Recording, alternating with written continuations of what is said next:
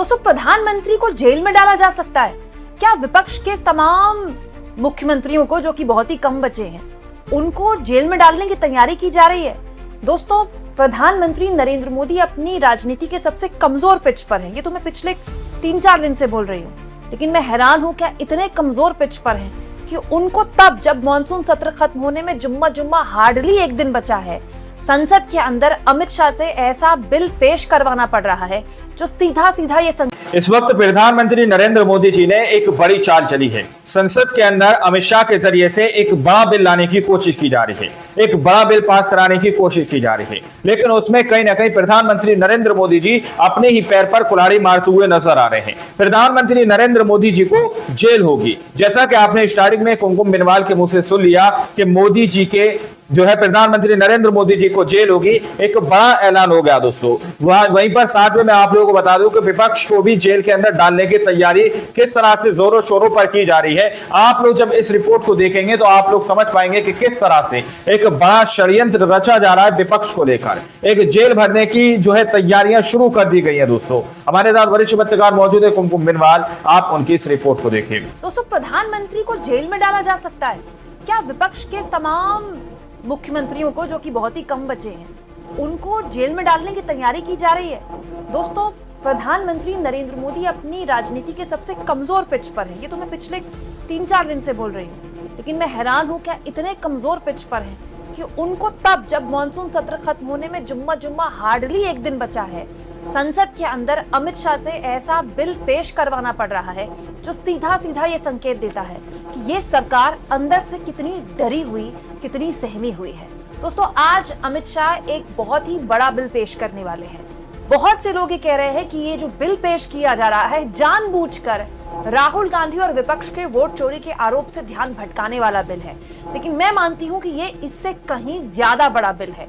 ये एक ऐसा बिल है दोस्तों जिसमें कहा तो ये जा रहा है कि ये जीरो टॉलरेंस टुवर्ड्स करप्शन के लिए है, भ्रष्टाचार को लेकर जीरो टॉलरेंस का मोदी के नारे को चरितार्थ करता है, लेकिन इसकी पीछे की मंशा क्या है ये मैं आगे जल्दी आपके सामने आसान भाषा में रखती हूँ। दोस्तों, केंद्रीय मंत्री अमित शाह आज संसद में एक बिल पेश करने वाले हैं। दरअसल केंद्र सरकार गंभीर आपराधिक केस में अगर गिरफ्तार होने पर प्रधानमंत्री, केंद्रीय मंत्री, मुख्यमंत्री या जो मंत्री हैं उनको पद से हटाने का कानून बनाने जा रही है। कैसे? अमित शाह 3 बिल आज संसद में पेश करेंगे। अब मैं आसान भाषा में आपको बताती हूँ बिल में है क्या। बिल में यह है दोस्तों कि अगर प्रधानमंत्री, मुख्यमंत्री या फिर कोई भी मंत्री गंभीर आपराधिक मामले में गिरफ्तार हो गए, ऐसा मामला जिनमें कम से कम 5 साल की जेल हो सकती है, ठीक है, सिर्फ गिरफ्तार हुए हैं और गिरफ्तारी के बाद 30 दिन तक उन्हें हिरासत में रखा गया, तो 31वें दिन उनको उनके पद से हटा दिया जाएगा। अब दोस्तों, पद से हटा दिया जाएगा, प्रोपोगेट कर रही है, वाह वाह मोदी की जीरो टॉलरेंस की नीति, मोदी आपराधिक जो राजनीति में अपराध है उसको खत्म करना चाहते हैं। लेकिन इसमें एक कैच है। कैच ये है कि आज है दोस्तों 20 तारीख, 21 तारीख यानी कल मॉनसून सत्र का आखिरी दिन है। अमूमन मॉनसून सत्र का या कोई भी सत्र जब आखिरी दिन होता है तो बहुत ही एक लाइटर नोट में खत्म होता है, लेकिन ये सरकार इस मामले में हेडलाइन बनाने में तो आपको पता ही है कितनी एक्सपर्ट है। तो सोचिए, जानबूझकर मॉनसून सत्र के एक दिन पहले ये बिल पेश किया जा रहा है। हालांकि ये बिल जब पेश किया जाएगा दोस्तों तो संयुक्त समिति को भेजा जाएगा तुरंत। बहस इसमें वैसे भी नहीं हो सकती क्योंकि अब तो दिन ही नहीं बचे सत्र के, लेकिन इसके पीछे जैसा कि मैंने आपको बताया कैच है। कैच क्या है? यहाँ पर लिखा है कि 31वें दिन पद से हटा दिया जाएगा, राइट। दिल्ली के मुख्यमंत्री अरविंद केजरीवाल दोस्तों 6 महीने तक जेल में रहे थे मुख्यमंत्री रहते हुए, याद होगा आपको। उसके बाद में उन्होंने इस्तीफा दिया और आतिशी को मुख्यमंत्री बनाया। अब दोस्तों, सरकार की तरफ से ये बिल पेश आज होना है, उससे पहले ही अरविंद केजरीवाल का एक पुराना इंटरव्यू सोशल मीडिया में वायरल होने लगा, जिसमें उनसे मीडिया वाले पूछ रहे हैं कि आप इस्तीफा क्यों नहीं देते। जब उन पर आरोप लग गए थे कि आप इस्तीफा क्यों नहीं देते, तब अरविंद केजरीवाल ने कहा था कि यही तो इनकी स्ट्रैटेजी है कि जो इनके लिए राजनीतिक तौर पर खतरा बनता है उस पर आरोप लगाओ, उसको जेल भेजो और फिर उसके इस्तीफा करवा लो। आसान टेक्निक है। ये तो किसी भी मंत्री पर, किसी भी मुख्यमंत्री पर आरोप लगवा देंगे क्योंकि ईडी सीबीआई इनके पास है, उसको जेल भेज देंगे, उसका 31वें दिन इस्तीफा करवा लेंगे और ये सरकार गिरा देंगे। ये तो इनके लिए बहुत आसान है।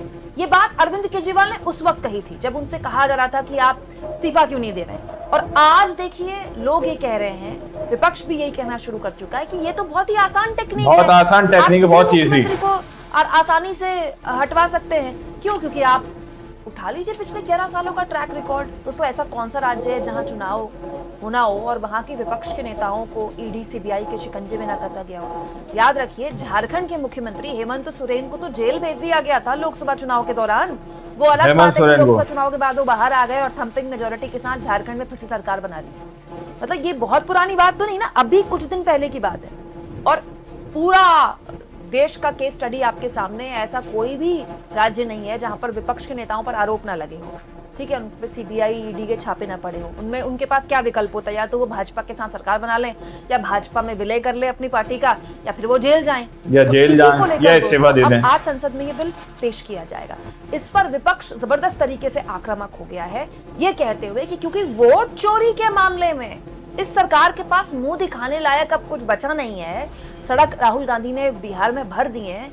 अब संसद का सत्र खत्म होने के कुछ दिन पहले, 1-2 दिन पहले इस तरह का बिल पेश किया जा रहा है ताकि जो पूरा फेडरल स्ट्रक्चर है देश का, उसको नुकसान पहुंचाया जा सके। बहुत आसान हो जाएगा केंद्र सरकार के लिए किसी भी मुख्यमंत्री को, विपक्ष के मुख्यमंत्री को इस तरह से टारगेट करना। ये टीएमसी का कहना है। सागरिका घोष ने, देखिए टीएमसी की सांसद है, उन्होंने कहा है, जब आप सोच रहे थे कि नरेंद्र मोदी अमित शाह की जोड़ी संविधान को इससे ज्यादा और क्या ही नुकसान पहुंचा सकती है, तो उन्होंने बस यही काम कर दिया। मॉनसून सत्र खत्म होने से ठीक 2 दिन पहले मोदी सरकार एक संवैधानिक संशोधन लेकर आई है जिससे केंद्र को बिना किसी आरोप पत्र या दोष सिद्धि किए किसी भी मुख्यमंत्री को हटाने का बड़ा अधिकार मिल जाएगा। इससे विपक्षी मुख्यमंत्रियों को निशाना बनाने के लिए प्रवर्तन एजेंसियों और ज्यादा दुरुपयोग का रास्ता खुल जाएगा, जैसा कि पिछले 1 दशक में मोदी का ट्रैक रिकॉर्ड रहा है। ये प्रक्रिया का चौंकाने वाला और खुला उल्लंघन है जो एक बार मोदी अमित शाह की चुनावी निरंकुशता की जोड़ी के मॉडल को उजागर करता है। मतलब सागरिका घोष और टीएमसी के एक और सांसद है साकेत गोखले, उन्होंने भी इसका विरोध किया है, ये कहते हुए कि एक नया हथकंडा है कि ईडी सीबीआई के जरिए सीधा सीधा राज्य सरकारों को गिराया जा सकता है। अब तक तो पार्टियों को परेशान किया जा रहा था, अब तो आप ईडी सीबीआई के जरिए किसी पर मुख्यमंत्री पर आरोप लगा सकते हैं, ऐसे आरोप लगा सकते हैं जिसके खिलाफ उन पर 5 साल की जेल हो सकती है और उसके बाद उनको पद से हटाया जा सकता है 31वें दिन, अगर 30 दिन तक वो इस्तीफा नहीं देते, और उसके बाद उनकी पार्टी हथियाई जा सकती है या फिर उनकी सरकार गिराई जा सकती है। अब इस पूरे मामले में दोस्तों एक पक्ष में और आपके सामने रखना चाहती हूँ राहुल गांधी की यात्रा की ताजा तस्वीरें। जरा आप इन तस्वीरों को देखिए दोस्तों। कोई भी नेता आज के दौर में क्या ये दावा कर सकता है कि अगर वो सड़क पर उतरेगा तो पद से हटाने का उसको फॉलो करेगा? ये जो मैं तस्वीरें आपको दिखा रही हूँ कल की तस्वीरें, मत सोचिएगा कि मैं 2 दिन पुरानी तस्वीरें आपको दिखा रही हूँ। आप भीड़ देखिए, कितनी जबरदस्त भीड़ है तब जब बिहार में इस वक्त प्रचंड गर्मी पड़ रही है, उमस वाली गर्मी पड़ रही है। ऐसा नहीं कि नवंबर दिसंबर का माहौल है कि धूप सेकने में बड़ा मजा आ रहा है। ये जो सड़कों पर उतरे लोग हैं, कौन लोग हैं? कांग्रेस का तो कैडर ही नहीं है। वैसे भी बिहार में कांग्रेस का कैडर तो सबसे कमजोर है। अगर कैडर बिहार में पद से हटा दिया जाएगा, बहुत आरजेडी का है, बीजेपी का है, जेडीयू का भी इतना मजबूत कैडर नहीं है, तो फिर ये सड़क पर उतरने वाले कौन लोग हैं? मान लिया कुछ आरजेडी के कार्यकर्ता हो सकते हैं, लेकिन इसमें सारी भीड़ तो अनऑर्गेनिक नहीं है ना। कुछ लोग तो स्थानीय लेवल पर भी राहुल गांधी, तेजस्वी यादव को सुनने के लिए आ रहे हैं। वोट चोरी एक ऐसा मुद्दा बन गया है दोस्तों जो इस वक्त देश में सबसे ज्यादा जिस पर चर्चा हो रही है। सोशल मीडिया इन्फ्लुएंसर जिस पर वीडियो बना रहे हैं, बीजेपी आईटी सेल इसी के पीछे लगी हुई है। बीजेपी वाले अपना सर पकड़ रहे हैं कि मतलब ये हमने क्या दिया, अनुराग ठाकुर को आखिर प्रेस कॉन्फ्रेंस के लिए भेजा क्यों गया?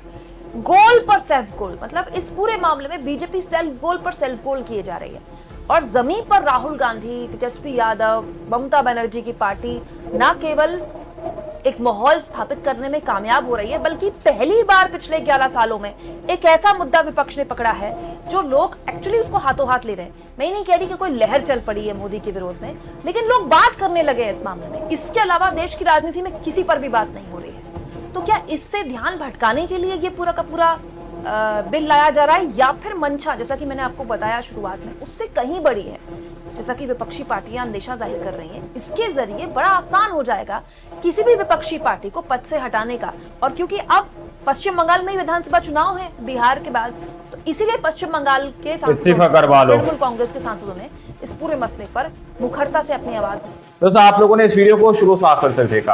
वीडियो के अंदर साफ तौर पर बात की गई है कि किस तरह से मानसून सत्र के आखिरी दिन एंड में जो है एक बिल लाने की कोशिश की जा रही है। 3 बिलों की बात यहाँ पर कुमकुम बिनवाल करती हुई नजर आ रही है। जो बिलों को संसद के अंदर रखा जाएगा, वहां पर इस पर बात रखी जाएगी कि अगर कोई भी नेता किसी भी पद पर हो, चाहे मंत्री हो, चाहे सीएम हो, चाहे प्रधानमंत्री हो, किसी भी पद पर हो, अगर वो किसी भी गंभीर मामलों में पकड़ा जाता है और 5 साल तक की सजा अगर उस पर रखी जाती है, तो उसकी जो भी जिस पद पर होगा उसका वो पद उससे चला जाएगा। इस तरह से एक षड्यंत्र जो है दोस्तों कहा जा रहा है विपक्ष की तरफ से कि एक षड्यंत्र विपक्ष के खिलाफ रचा जा रहा है। आप लोग समझ सकते हैं कि किसी के ऊपर भी आप गंभीर आरोप लगवाइए, साबित करवाइए, जेल भेज दीजिए और 30 दिन तक जेल में रखिए, तकरीबन 20 या 30 दिन तक जेल में रखिए, उसके बाद उसका जो भी पद है वो चला जाएगा। ऐसा कुमकुम बिनवाल यहाँ पर बता रही है। तो इसके अंदर प्रधानमंत्री नरेंद्र मोदी जी के ऊपर भी एक तलवार लटक रही है दोस्तों, एक तलवार उनके ऊपर भी लटक रही है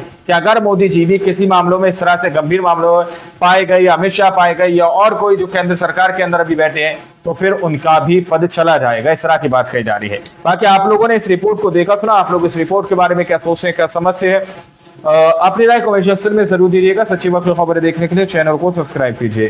मिलते हैं अगली वीडियो में, जब तक के लिए जय हिंद, जय भारत।